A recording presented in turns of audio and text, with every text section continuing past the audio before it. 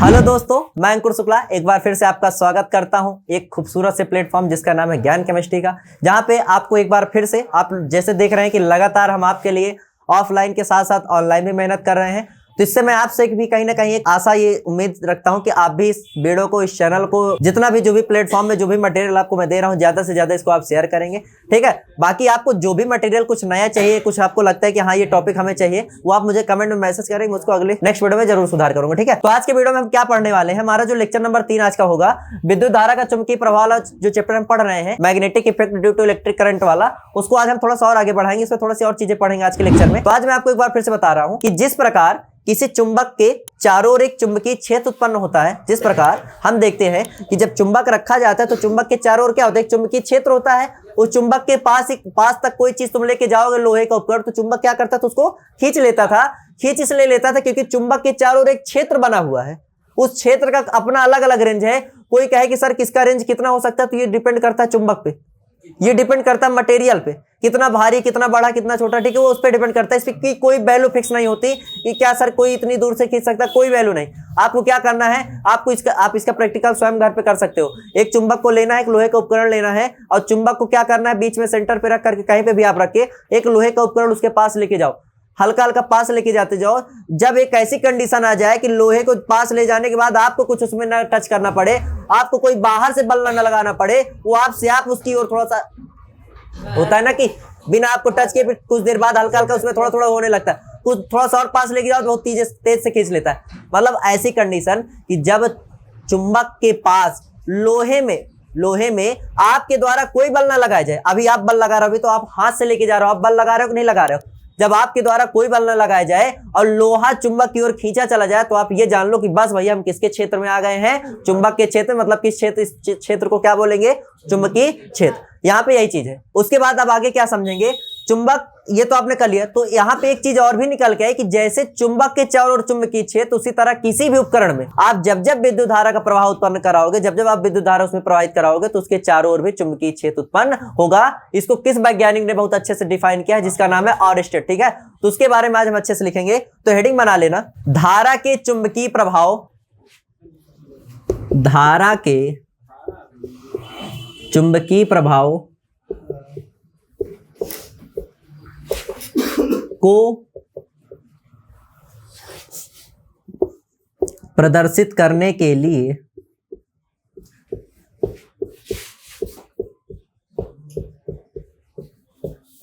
ऑरस्टेड का प्रयोग।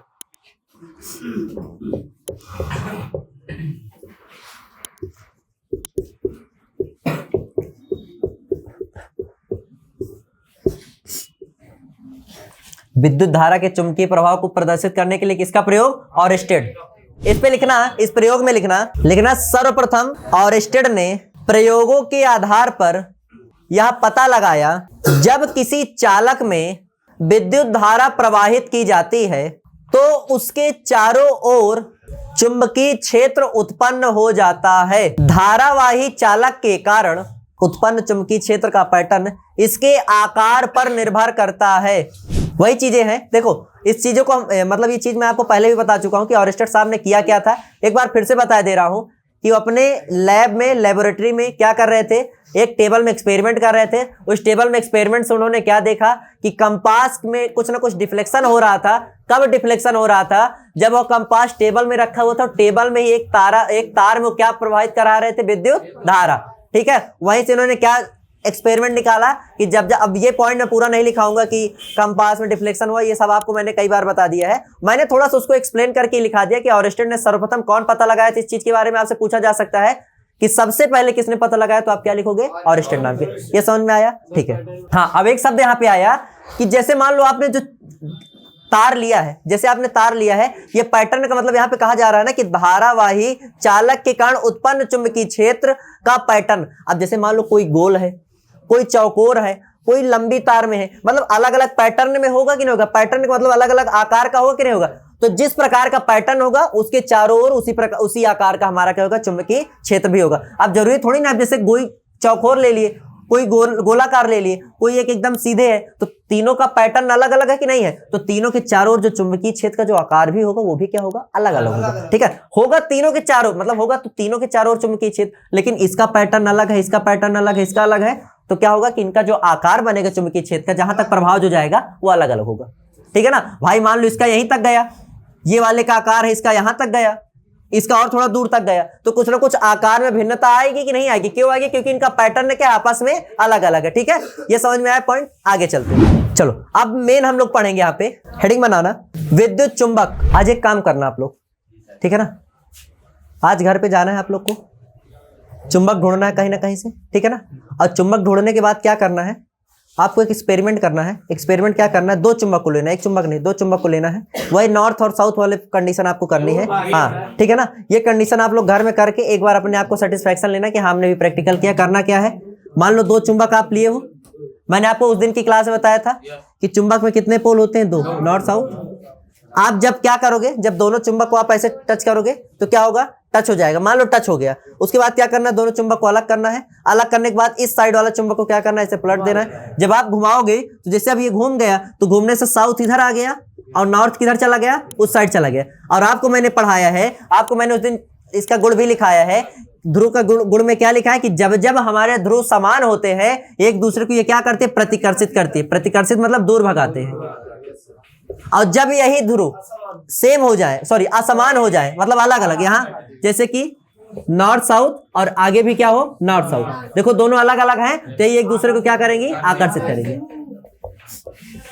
ये एक्सपेरिमेंट आप लोग जरूर करिएगा आज घर पे जाकर, ठीक है। हाँ जैसा भी चुंबक आप ले लो वो उसी हिसाब से, टूटा फूटा आप कैसा भी ले लोगे, उसमें जैसे कहते ना, मैंने उस दिन आप लोग से बताया था ना कि कोई चुंबक को अगर बीच से तोड़ दो तो तोड़ने पर क्या होता है, ये नहीं कि उसमें के ध्रुव बिगड़ जाएंगे, सब वो क्या होता है फिर से, जैसे ये चुंबक है, जैसे बीच से तोड़ोगे तुम्हारा फिर से 2 नए चुंबक तैयार हो जाएंगे। 2 नए चुंबक का मतलब इसमें भी नॉर्थ साउथ हो जाएगा, इसमें भी नॉर्थ साउथ हो जाएगा, आपका नया चुंबक तैयार हो जाएगा। ठीक है ना, चाहे जैसा चुंबक आप ले लो, आपकी जो कंडीशन आपको जो फिट्स उसी तरह से हो जाएगा। ठीक है, तो हेडिंग बनाओ विद्युत चुंबक ना, इसमें लिखना विद्युत चुंबक अधिक शक्तिशाली बल उत्पन्न करता है। क्यों? उसके पीछे का रीजन जानते हो? अरे भाई ये देखो, तुम्हें पता ना कि अभी किसी धारावाही परिनाल के किसी आप परिपथ को टच कर लो जिसमें से धारा प्रवाहित हो रही हो, तो आपको करंट लग सकता है। क्या लग सकता है? करंट। मेरी बात ध्यान समझना, विद्युत चुंबक नाम क्या है? विद्युत चुंबक। आप लोग सुनो, चुंबक है और चुंबक कैसा है? विद्युत। मतलब यह चुंबक किससे मिलके बना होगा? विद्युत से। और ये बताओ, आप लोग को पता है कि करंट कितनी खतरनाक चीज होती है? अगर करंट खतरनाक है तो ये जो विद्युत चुंबक होगा, भाई चुंबक है तो चीजों को तो खींचेगा ही, अगर विद्युत लग गया तो जब ये चीजों को खींचेगा तो और खतरनाक होगा कि नहीं होगा? तो यहाँ पे क्या लिखा गया है कि विद्युत चुंबक अधिक शक्तिशाली बल उत्पन्न करता। क्यों? क्योंकि भाई चुंबक है, अपनी ओर बल लगा के खींचेगा। ठीक है, बल क्या होता है? कक्षा 9, 10 में, 8, 7 में पढ़ाया जाता है। बल क्या है? किसी चीज को धकेलना या खींचना। पुश और pull, this is a force, are called force. क्या होता है? किसी चीज को धकेलना या किसी चीज को खींचना क्या होता है? बल। आपको 2 चीजें पढ़ाई जाती है, एक होता है बल, एक होता है दाब। व्यक्ति कहता है गुरुजी बल या दाब में अंतर क्या है? तो देखो, बल का मतलब क्या होता है? किसी एक स्पेसिफिक, किसी एक फिक्स दिशा में आप कुछ ना कुछ आप लगा रहे हो, कुछ ना कुछ आप बल लगा रहे हो, वो क्या हो गया? बल। मतलब किसी दिशा को, हाँ आप एक दिशा, लेकिन आप कितना बल लगा रहे हो, आप कितना बल लगा रहे हो, 10 न्यूटन 50 न्यूटन, कितना आप बल लगा रहे हो, वो क्या हो जाता है? दाब। दाब होता है मात्रा। दाब का मतलब क्या हो रहा है? आप कितना लगा रहे हो। अब बल का मतलब क्या होता है? किसी चीज को खींचना है, किसी चीज को धकेलना। आप कितना खींच रहे हो, आप कितना धकेल रहे हो, ये दाब है, ये प्रेशर है। लेकिन बल का मतलब क्या है? किसी चीज को धकेलना या खींचना। यही से तुम्हारी बल, यही तुम्हारा बल क्या हो जाता है? डिफाइन हो जाता है। लेकिन दाब को कोई पूछे तो दाब क्या लिख दोगे? अमाउंट। भाई कितना दाब मतलब कितना खींच रहे हो, कितना उसको धकेल रहे हो। ठीक है ना, यहाँ पे भी क्या है? विद्युत चुंबक में क्या है? चुंबक किसी न किसी चीजों को खींचेगा तो है, लेकिन जब विद्युत चुंबक हो जाएगा तो और अधिक शक्तिशाली बन जाएगा। इसलिए यहाँ पे क्या लिखे गया है कि विद्युत चुंबक अधिक शक्तिशाली बल उत्पन्न करता है। पहला पॉइंट समझ में आया? दूसरा पॉइंट लिखना। दूसरा पॉइंट, हाँ लिखना, विद्युत चुंबक एक अस्थायी चुंबक है।